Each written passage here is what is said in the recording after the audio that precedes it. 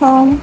As you can see, I have my patterns from the previous video in my hand and they are complete, the 7 pieces.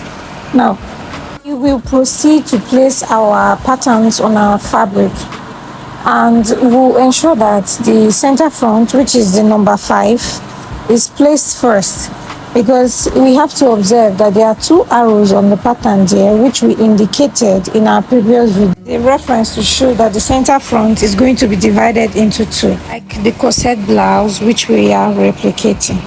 The next step is to place the number 6 and number 7 spaces apart. Now this space will act as the sewing allowance during the project.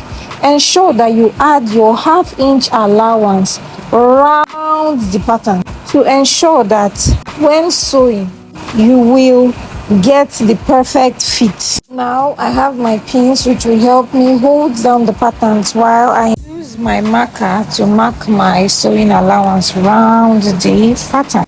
Next up is I will use my fabric scissors to cut around my 1/2 inch sewing allowance mark. Then I'll repeat the process also for my breast cup. Note that I didn't remove that 1/2 inch allowance at the number 1 breast cup side. This is because it is optional. Now if I want 2-piece breast cup, that 1/2 inch will be important for cutting it, because I use my masking tape to place it together and create the 2-piece breast cup.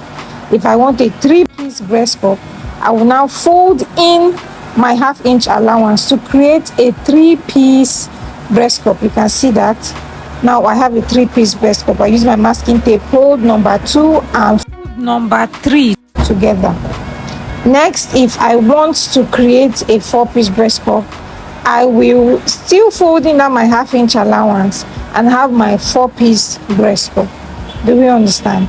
Next, I'll pin them down and cut accordingly after adding my 1/2 inch sewing allowance. Next, I'll proceed to notch the bust point of my pattern, but since this is just a mock pattern, I'm going to use my marker to mark the bust point, the upper chest, the lower chest, the midpoint, the side. I use my marker to do all that in order to save us time.